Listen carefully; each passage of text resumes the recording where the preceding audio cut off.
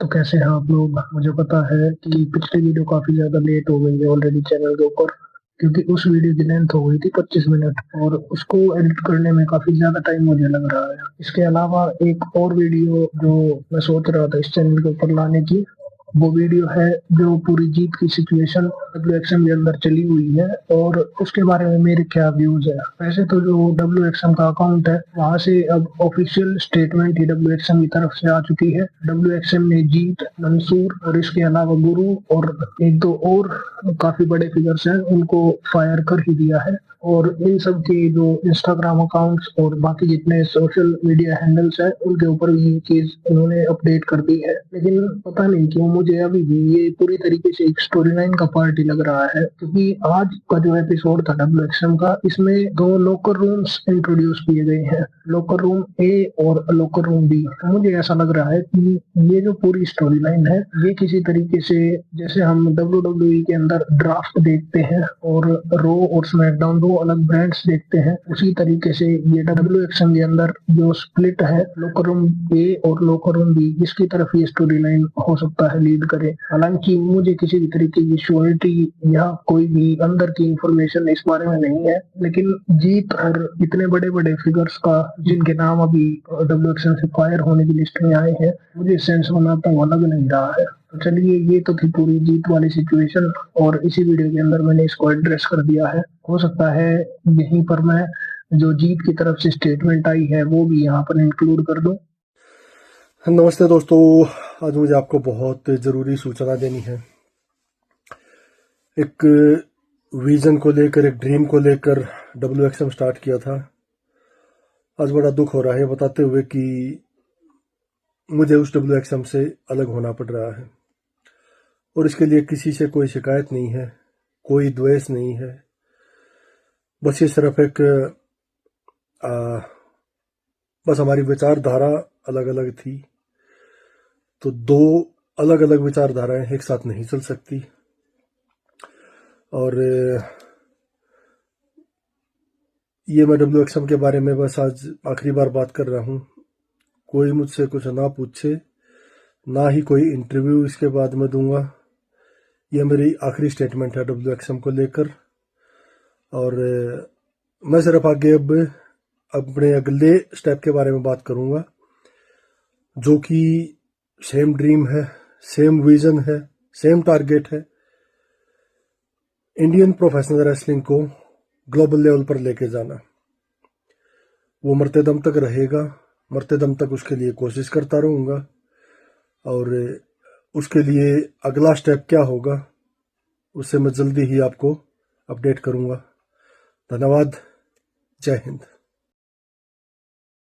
तो ये था जीत का स्टेटमेंट जो उन्होंने दिया है कंपनी से फायर होने के बाद। तो चलिए अब हम इस वीडियो को शुरू करते हैं और आज का हमारा जो रिकैप है उसको अब शुरू करते हैं।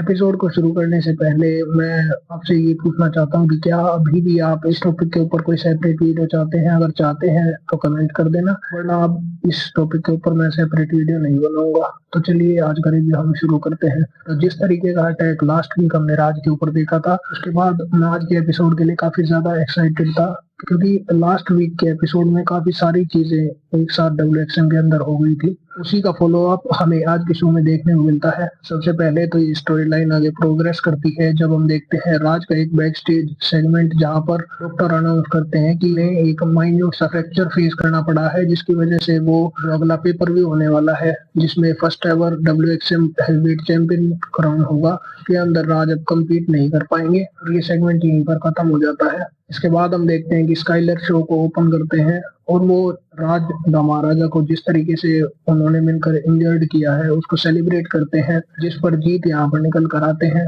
ये एपिसोड्स पहले ही शूट कर लिए गए थे, इसलिए अभी भी हमें जीत WXM के अंदर दिखाई दे रहे हैं। स्काइलर यहाँ पर आर्ग्यू करते हैं कि उन्होंने तो राज के ऊपर मैच के बाद किसी भी तरीके से अटैक नहीं किया है, बल्कि जो बाकी के रेसलर्स रिंग के अंदर मौजूद थे सिर्फ उन्होंने उसके ऊपर अटैक किया है। लेकिन उन्होंने एक एक पंच जो राज के ऊपर लैंड हुआ था को पूरी तरीके से एंजॉय किया है। स्काइलर यहाँ पर ये भी बोलते हैं कि इस पूरे अटैक को फाइनेंस करने वाला और कोई नहीं बल्कि जमींदार था, जिस पर शो सैमुअल्स यहाँ पर निकल कर आते हैं और वो इस पूरी चीज से डिनाई करते हैं कि उन्होंने अपना पर्सनल बदला लेने के लिए राज के ऊपर अटैक किया है और जमींदार के पैसे के लिए उन्होंने राज के ऊपर अटैक नहीं किया है। इस पर जीत शो सैमुअल्स को कंपनी से फायर करने की धमकी देते हैं, लेकिन शो सैमुअल्स यहाँ पर बोलते हैं कि जीत सिर्फ एक COO की पोजीशन होल्ड करते हैं और उनके पास इस तरीके का कोई भी राइट नहीं है।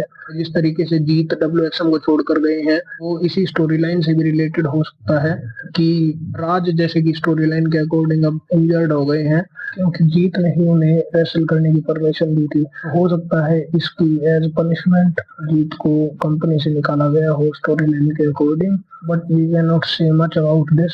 अभी हम कंटिन्यू करते हैं अपने सेगमेंट के ऊपर। आगे हम देखते हैं कि गुरु और कप्तान यहाँ पर निकल कर आते हैं और गुरु यहाँ पर आर्ग्यू करते हैं कि राज ने इंडिया के लिए बड़ी बड़ी कंपनियों के अंदर जैसे कि WWE के अंदर काम किया है और हर जगह इंडिया का नाम रोशन किया है, लेकिन उसके बावजूद स्काइलर ने उन्हें किसी भी तरीके की रिस्पेक्ट नहीं दी, उल्टा उनको इंजर्ड करने में भी काफी बड़ा हाथ उनका रहा है। इस पर स्काइलर जवाब देते हैं कि वो इस पूरे कंट्री को भी स्क्रू करने के लिए तैयार है सिर्फ और सिर्फ इस चैंपियनशिप के लिए। और इस सेगमेंट के दौरान चीजें काफी हीटअप हो गई थी। यहाँ पर हमें यू सक के चैंट्स भी स्काइलर के लिए देखने को मिले हैं। यहाँ पर ये जो सेगमेंट है ये एक ब्रॉल के अंदर एंड हो जाता है। हमें आज का मेन इवेंट भी इसी सेगमेंट से देखने को मिलता है जहाँ पर हमें 2 वर्सेस 2 की एक फाइट मेन इवेंट के अंदर देखने को मिलेगी। अब हम बात करते हैं नेक्स्ट सेगमेंट की और ये काफी ज्यादा इंटरेस्टिंग आज का सेगमेंट मुझे लगा है। ये सेगमेंट आगे प्रोग्रेस कर रहा है नील के जो अटैकर है उस वाली स्टोरी लाइन को, और यहाँ पर डाइजैक बिल्कुल से शर्लक होम्स वाले रोल के अंदर आ चुके हैं क्योंकि यही उनका काम है। उनके अकॉर्डिंग डाइजैक नील को क्वेश्चन करते हैं कि क्या उनकी किसी भी तरीके की कोई हिस्ट्री रही है फतेह के साथ, तो स्टार्टिंग में नील इस चीज को अवॉइड करते हैं। हालांकि बाद में वो एक्सेप्ट करते हैं कि हाँ उनकी किसी तरीके की कोई हिस्ट्री फतेह के साथ रही है, लेकिन वो उस चीज को डिस्कस नहीं करना चाहते हैं। इसके अलावा डाइजैक ये भी बोलते हैं कि नील अपनी जो कन्वर्सेशन है उसको हिंदी में कंटिन्यू कर सकते हैं क्योंकि उन्हें हिंदी आती है। और यहाँ पर डाइजैक उनसे पूछते हैं कि क्या उन्होंने जितनी भी फुटेजेस उनके पास अवेलेबल थी क्या उनको अच्छे से चेक किया है, तो इस पर नील जवाब देते हैं कि बॉबी बी का जो कैरेक्टर है उसने उन सारे फुटेजेस को चेक किया था। आज ही के शो में डाइजैक किडनैप कर लेते हैं बॉबी बी को और आगे की जो स्टोरी लाइन है वो कंटिन्यू होगी अब नेक्स्ट वीक। इसके बाद हमें एक 3 वर्सेस 3 मैच देखने को मिला है जो कि था B2B एंड अभी की team versus cyber said and burner brothers. और इस मैच के बारे में ज्यादा बात करने के लिए कुछ है नहीं। साइबर सेड को यहाँ पर पिन किया जाता है और B2B और अभी की टीम यहाँ पर जीत गई है, जिसके बाद बर्नर ब्रदर्स पनिश करते हैं साइबर सेड को।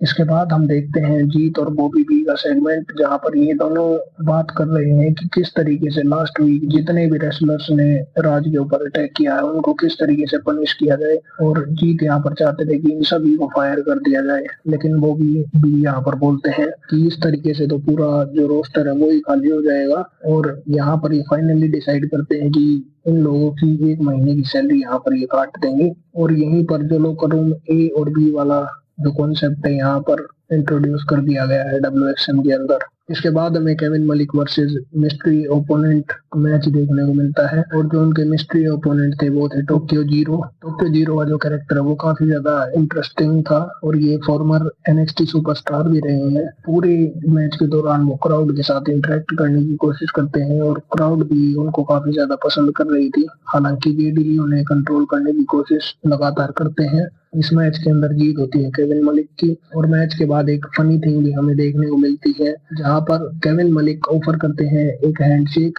लेकिन JDD नो वाला जो जेस्चर है वो लगातार टोक्यो जीरो की तरफ करते हुए दिखाई देते हैं। लेकिन टोक्यो का जो कैरेक्टर है वो इसको गलत तरीके से समझ लेता है और वो सोचता है कि JDD का कैरेक्टर उन्हें केविन मलिक को हक करने के लिए बोल रहा है और ये सेगमेंट यहीं पर खत्म हो जाता है। इसके बाद हम जमींदार गैंग का सेलिब्रेशन देखते हैं जिस तरीके से उन्होंने लास्ट वीक राज के ऊपर अटैक किया है। हम देखते हैं कि देव इस चीज को सेलिब्रेट नहीं कर रहे हैं। यहाँ से जमींदार और देव के बीच चीजें हीटअप होना थोड़ा थोड़ा स्टार्ट हो गई हैं और जमींदार इस सेगमेंट के अंदर एक फ्यूनरल भी अनाउंस करते हैं राज के लिए नेक्स्ट वीक। नेक्स्ट हम एक इंटरेस्टिंग सेगमेंट देखते हैं जहां पर लोकर रूम A और B के अंदर राज की इंजरी के बारे में बताया जाता है और लोकर रूम जो A है उसको लीड कर रहे हैं वो भी। और यहाँ पर हमें सारे जितने भी हील कैरेक्टर्स है मोस्टली वही देखने को मिलते हैं और वो राज की इंजरी को बहुत ज्यादा सेलिब्रेट यहाँ पर करते हैं। लोकर रूम बी के अंदर लीड कर रहे हैं जीत, और मोस्टली फेस कैरेक्टर्स ही इस रूम के अंदर हमें देखने को मिलते हैं।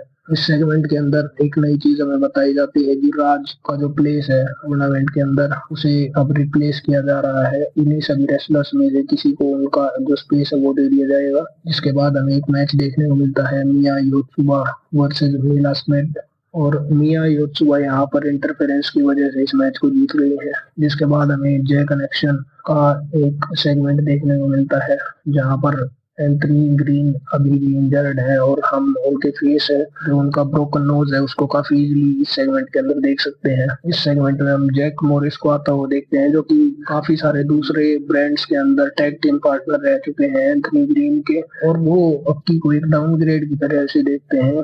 वो डिजर्व नहीं करते हैं एंथनी ग्रीन का पार्टनर होना, जिस पर अक्की उन्हें चैलेंज करते हैं एक मैच के लिए, और हमें नेक्स्ट वीक ये मैच देखने को मिलेगा।